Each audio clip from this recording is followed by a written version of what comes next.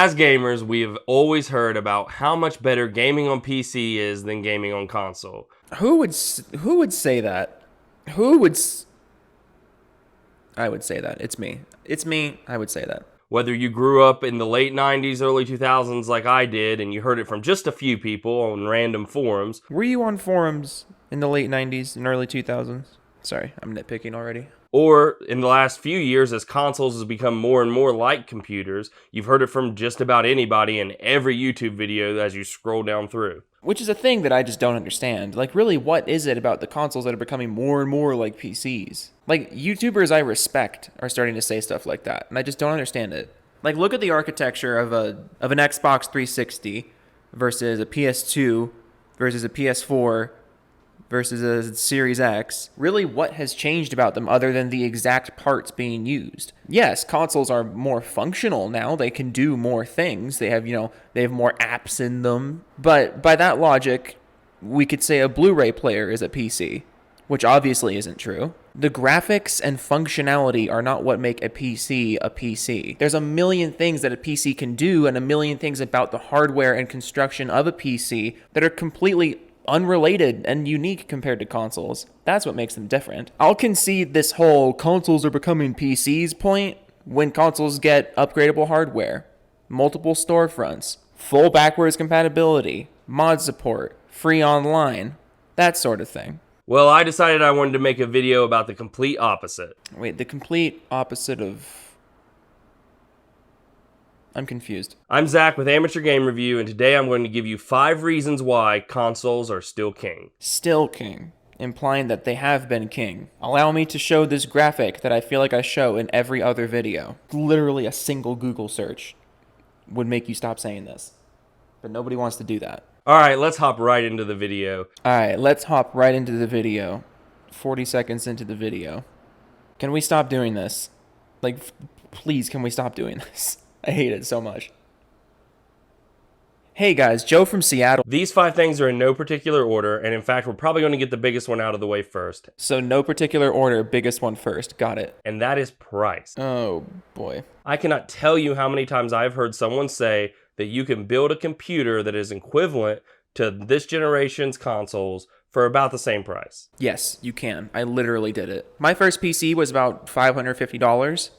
And yeah, it stomped the Xbox One and the PS4. And the only reason it was $550 was because I did a little extra on the case and I had somebody put it together for me. It was a pre-built. But that PC, absolutely, I could have made that for the price of a console. And it was better. I mean, do I have to bring up now the RTX 3070 if I can ever get my fucking mitts on one of those? $500 and it stomps the new consoles. Do I have to bring up the $200 hard drives on the console? Do I have to bring up the $70 games on the console? Do I have to bring up the expensive-ass controllers on the console? Do I have to bring up the subscription fees on the console? Yes, the price of a console, just the machine, versus the price of a PC, just the machine. The PC is usually going to be more expensive. Does it have to be more expensive? No. Is it going to be more expensive? Most of the time, yes. In the long run, PC gaming is far cheaper. In the last couple weeks, I've bought a few old games from my childhood. I wanted to play them again. I got Lego Indiana Jones, Lego Batman, Lego Star Wars, The Complete Saga, and then Black Ops 3, because why not? I got all those on Steam. You know how much I spent? $26. They're coming for me. That's how much of a steal it was. Because of the open nature of the PC, there's a lot of different marketplaces you can get your digital games. Or you can buy physical if you want. I like buying physical when I can, but I usually don't. Just because it's, not as convenient. I haven't watched your video all the way through yet. And just looking at the background, I have a gut feeling you're going to say something about physical copies. Too long didn't read. The entry fee of a PC is usually higher than the entry fee of a console. But in the long run, not even the long run, in like the medium run, like the short to medium run, PC gaming is far cheaper.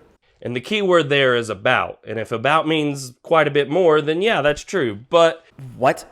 And the key word there is about. And if about means quite a bit more, then yeah, that's true. But... The key word is about. About might mean not about. Did you script this? I hope you didn't script this. If about means pretty similar or the same price, it's not true at all. What? That literally means what? Okay, let me run that again.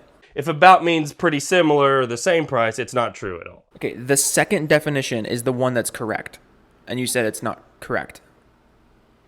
The second definition of about you gave is the correct. Oh my God. While it is getting easier to build pretty good gaming computers for cheap, to get the price down to about the same as a console, you would have to find used parts and do some shopping around on eBay. Okay, what's wrong with that? What's wrong with used parts? What's wrong with used consoles? What's wrong with used games? Why is used only a problem when it's in the context of a PC? And if you did that, you could easily just do some shopping around on eBay and find a used console for way cheaper than that. Holy shit. So I read your mind.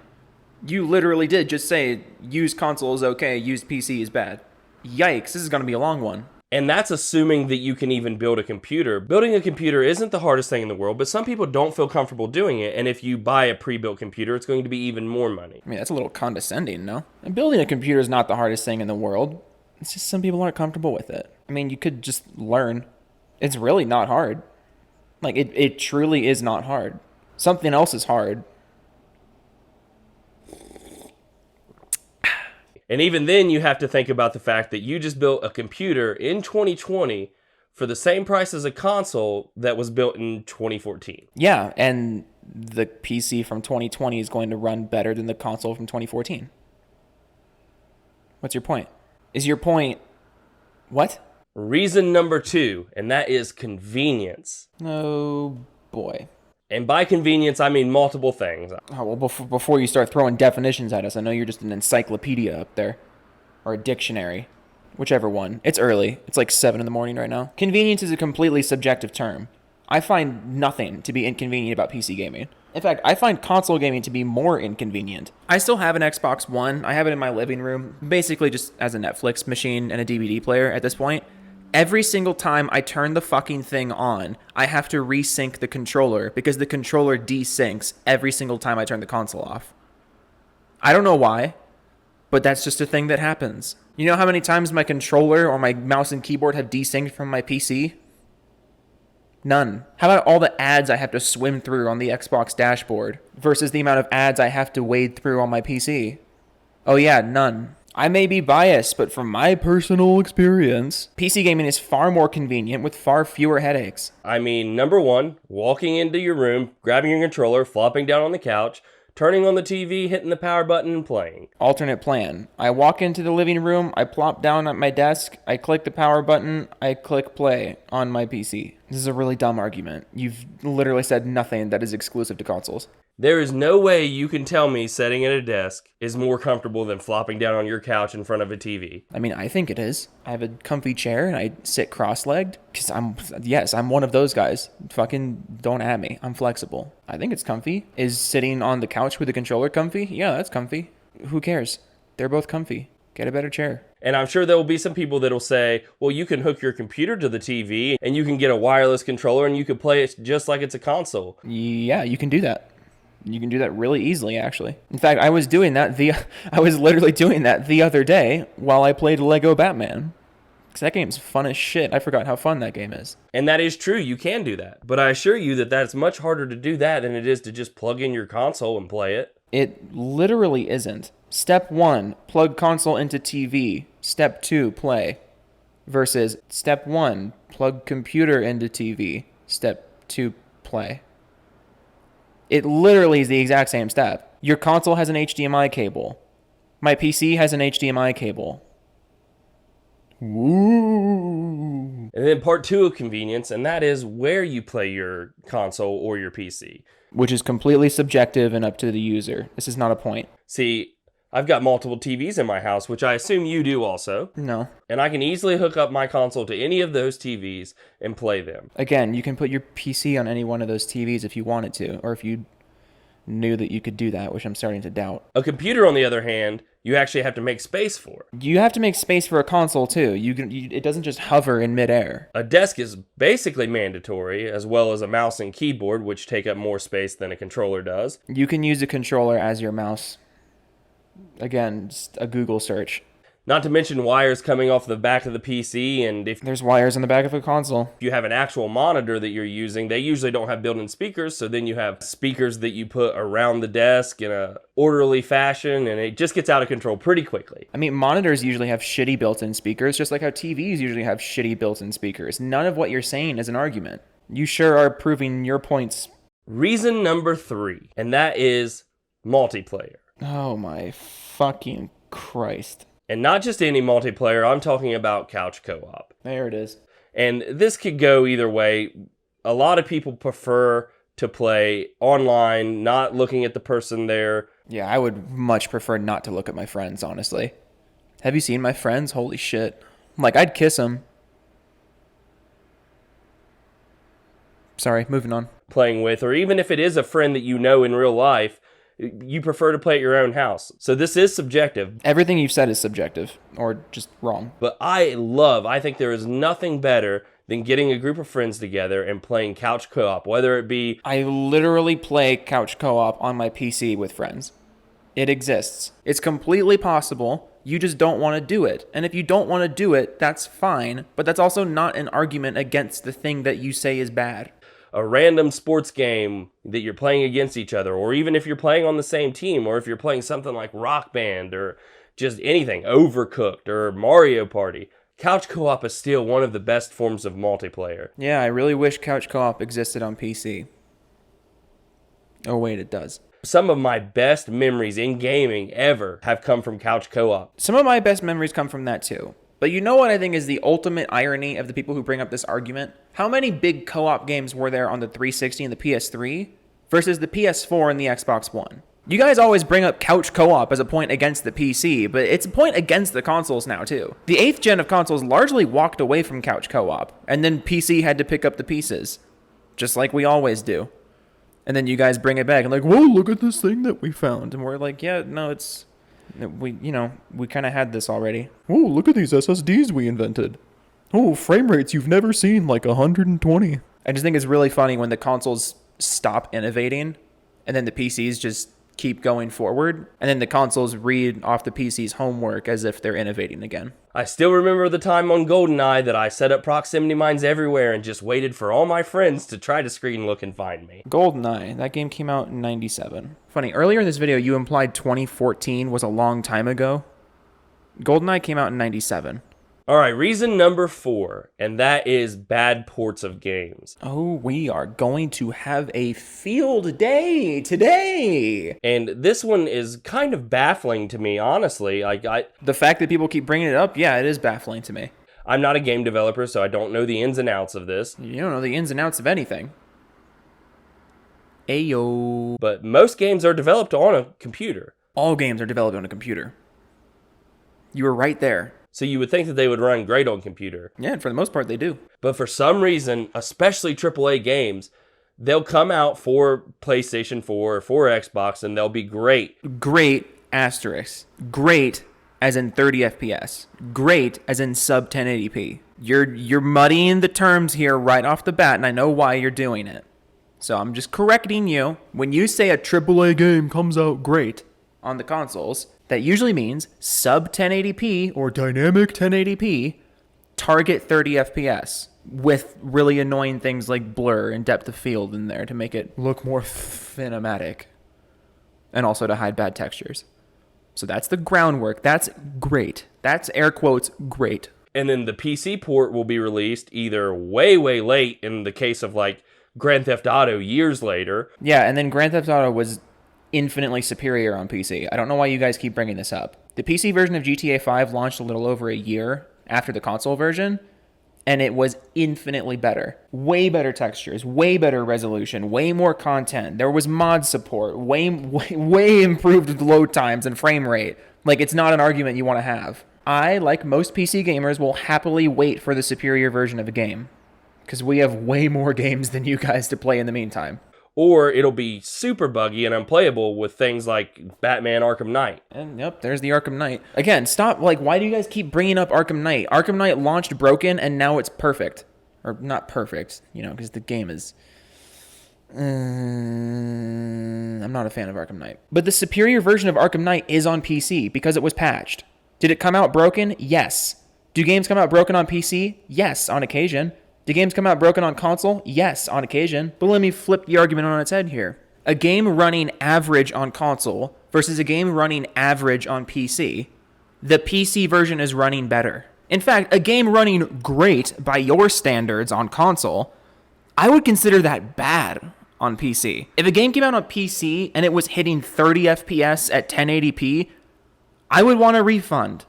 That's unacceptable. And that's the world we get when the console industry just refuses to innovate and refuses to push forward. Because you guys just keep sucking up everything they give you. 30 FPS is unacceptable. Stop taking it. How is it possible the fucking GameCube ran more games at 60 FPS than the PS4? And from the looks of it, we may not be getting much 60 on the new consoles either. So thanks for that. The point is, a bad PC port is usually still running better than an average console port or even a good console port. Like, let's compare the Avengers game. That game ran like ass on console and on PC, but it still ran better on PC. What about Modern Warfare? That game runs fucking terribly on console and PC, but it still runs better on PC because the hardware is better and you have more customization. You have more graphics settings. You have more ways to fix these problems. If a game runs like shit on console, you just have to deal with it.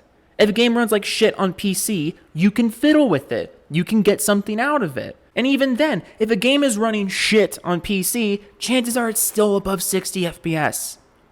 You might want to work on that before you throw these stones. There are so many games that are ported to PC that just are not as good as their console counterpart. All right, and that brings us to our final reason. And he's moving right the fuck along. Yeah, PC ports are so bad with that amazing sample size of one game. Arkham Knight. That's it. That was your one example. All right, and that brings us to our final reason, and that is physical media. I fucking knew it. This could be its complete own topic, so I'm going to try to be as simple about it as possible. Look, not to be that guy, but what are those? Like, in the background. I swear to God, at least one of those is a PC game. If not, then, you can just, shoot me in the head, but there's physical media on PC. This is my point. You see all these games behind me. I could walk over at any time, put them in a console, and play them. Yeah, that's great. That's really amazing. Thank you for describing what a physical game is. I've got Super Nintendo games behind me that I can just go more than likely have to blow into, but turn them right on and start playing. Look, I know a thing or two about blowing into things, okay? Wait. Even current gen systems, thanks mainly to some fan backlash, you can go and pop the disc into the system, download it, not even have internet, and you can play the game. It's funny that you say that. Thanks to fan backlash, it's almost like it wasn't up to you if you got that or not. It's almost like on consoles, what you can and cannot play is completely dependent on the decisions of one company, and that company's only goal is to milk you for as much money as possible. Funny. I'm gonna let you mull that one over while I switch games right here. This is my GameCube emulator. Now, 95% of computer games are not like this. What? I have a ton of actual boxed computer games. Oh, so you do have... Okay. Case closed. And even the ones that do have discs in them end up just mainly being installers when you pop them in. That is literally what console games are now. What? You pop the disc in, it loads an installer, then connects to the internet and finishes installing, and you got to put in a CD key. That is literally what console games do now. And that brings me to my main point, because you're probably saying, well, what's the big deal? Physical media versus downloaded. I mean, yeah. Like, really, what is the way that you're presenting this, what is the big deal? You go on and on about how great physical media is, but then you say, oh, physical media is bad when it's just an installer. That's what physical media is now. So yes, what is the issue? Downloaded. Because even consoles now, you can download the games, and that is this. All of the physical cartridges and discs that I own for my consoles, I own. I can play them at any time. 30 years from now, I can play them. I mean, as long as they still work, like as long as the machine still works, as long as the cartridges still work, as long as the world hasn't ended, yes, you can do a lot of things as long as they are still possible. Thank you for bringing that up. It's an excellent point. It is very, very unlikely this will happen, but if Steam ever goes down, you will lose all those games on Steam. Okay, I'm not sure if you mean Steam goes down as in like Steam stops existing, which is, again, yes, is extremely unlikely, but is also the same exact argument as yours. If Steam stops existing, I won't be able to play my games. If your cartridges stop working, you won't be able to play your games.